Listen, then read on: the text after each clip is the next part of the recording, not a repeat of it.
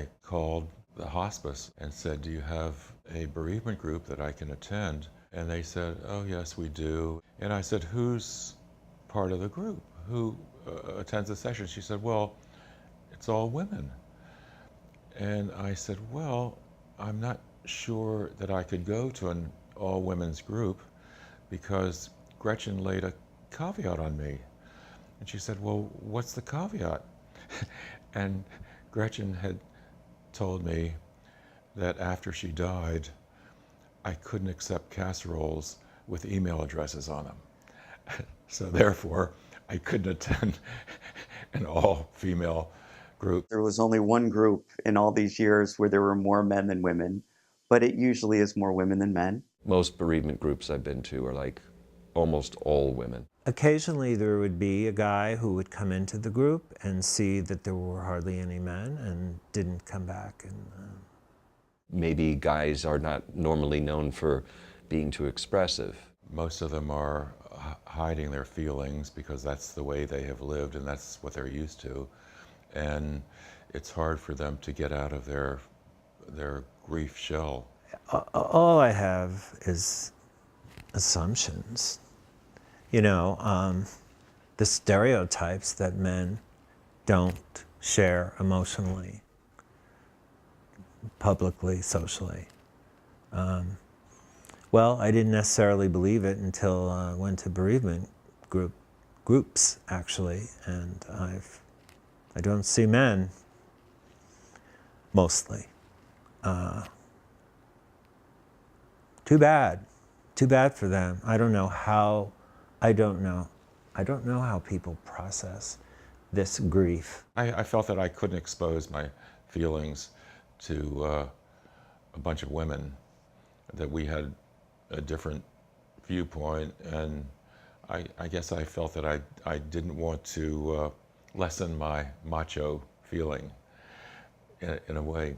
So instead, I asked the head of hospice to give me names of some men whose wives had died recently. I called them and I had lunch with one at a time, and we cried together. It was surprising that I had a compatriot at the moment who felt the same way that I did, one of whom had attended the all-ladies group and was very uncomfortable. And I said, well, why don't we start meeting on a regular basis so we can share our feelings. Group provided me with an environment where I could deal with other people who have shared similar losses. It wasn't specific to spousal loss.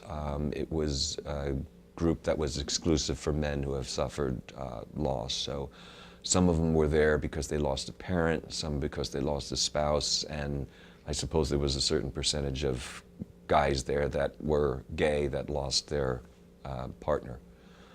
So it was a weird aggregate, I suppose, in the sense that I think spousal loss is specific, but it really did give me a venue to speak in a room full of guys. And one of the richest grief experiences I've had has been with a man in our group whose wife died in her 40s.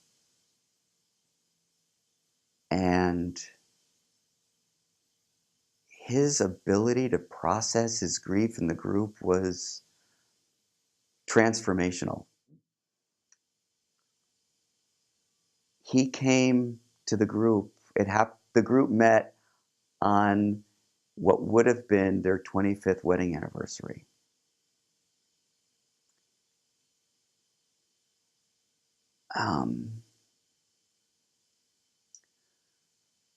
Him coming to the group on his 25th wedding anniversary was such a witness to his own work, to the love he had for his wife, and to how much he was willing to be present to his loss and to the mystery, because he would have never, 25 years before that, have ever imagined that he'd be sitting in a grief group on the 25th anniversary of his marriage. He taught us so much. A difference with the men's group is just the fact that there are all men together in the room, and they're comfortable just being able to express themselves however they express themselves, and not having to put on a brave face. I think there's kind of been metaphors about men, having to wear armor or whatever. Well, when they come into the room, they don't have to have their armor on. They can just be themselves, just be who they are, and express themselves however they want to. But we started with a funny story and ended with a funny story. So, and in between, the dynamics were fascinating in that I had each person tell his story, and there was a similarity in each story, but there was a difference, and many of them became tearful or cried during the telling of the story.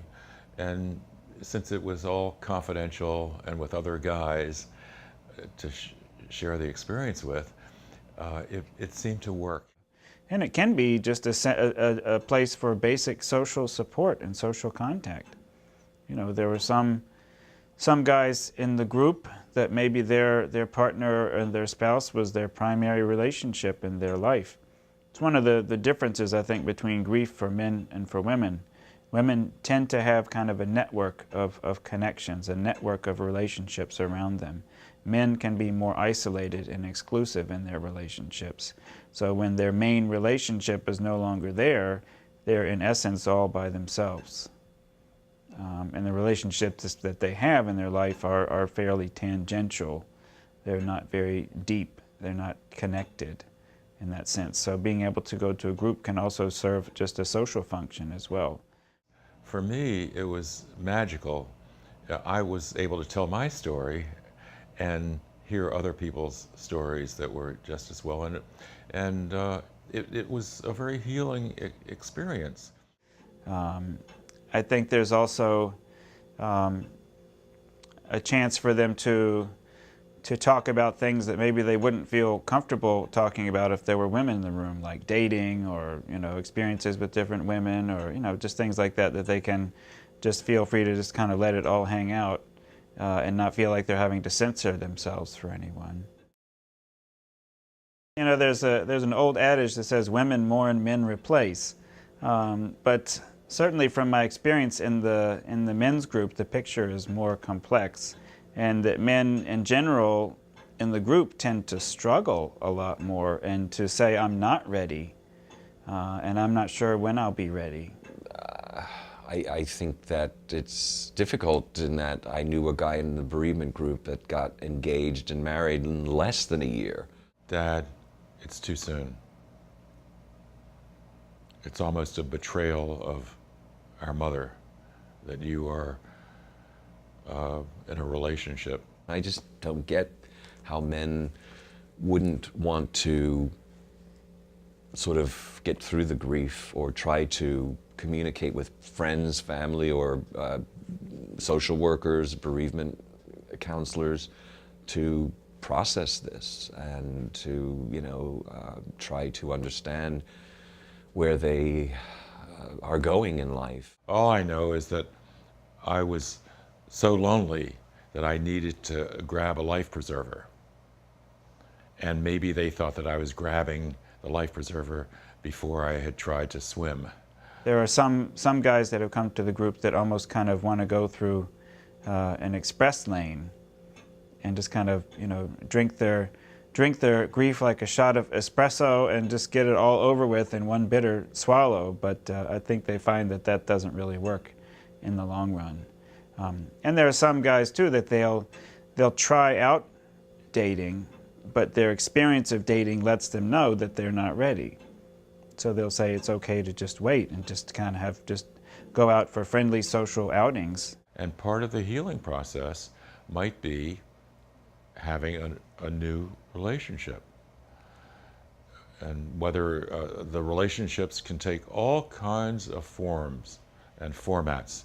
It can be dating, it can be traveling with someone, It can be a companion, it can be a friend, it can be a romance, it can have all kinds of varieties. And there's I think a meetup group out on Long Island that's just kind of for people that just want to socialize with other people who are grieving, but they don't want to get involved in a serious relationship. So it's kind of like a place for people to just be where they're at and not feel like that they have to have that pressure of going out and dating. And then there are also situations with men who had been involved, they've been married for decades, and now to have to think about dating again or starting to have a relationship in this new age of internet and online dating, and how do I meet somebody? So there's a lot of struggles around that as well, and kind of new sense of etiquette. How does this whole dating thing works? When does it get physical? How do I know if I want to see someone again? How do I let someone down easy if I discover I don't want to pursue things any further? So in some ways, it can also bring some of these men back to their adolescence developmentally, that they're teenagers again, and they have this kind of sense of angst and drama, waiting for that reply, and also communicating with someone they're getting involved with in different ways. They didn't, when they were first getting involved with their partners or spouses, they weren't texting them. So my advice to men is to talk to your children, boys and girls, and tell them where you are and how you feel and how you would like to move on with your healing process. But just have a sense of knowing that they're not ready. I think if you open up with your children and tell them where you are and what needs you are trying to fill in your life, then it might be easier. It didn't happen with me, but maybe it could have if I had been more open and more giving and more honest about how awful I felt. I assumed that they knew how I felt, but maybe their mourning and their bereavement was quite different from mine. It's so individualistic and so personal that you don't know how somebody else is reacting to their grief. Now I'm engaged, and it's a wonderful thing to be able to get a second chance, and my fiancée, Ali, is wonderful. But it's difficult also because she knows in my heart the pain and the sadness. And I don't want to make that too obvious or evident for her, because I feel that wouldn't be fair. So I'm trying to negotiate these two lines, tightrope walking one line. So it's tough.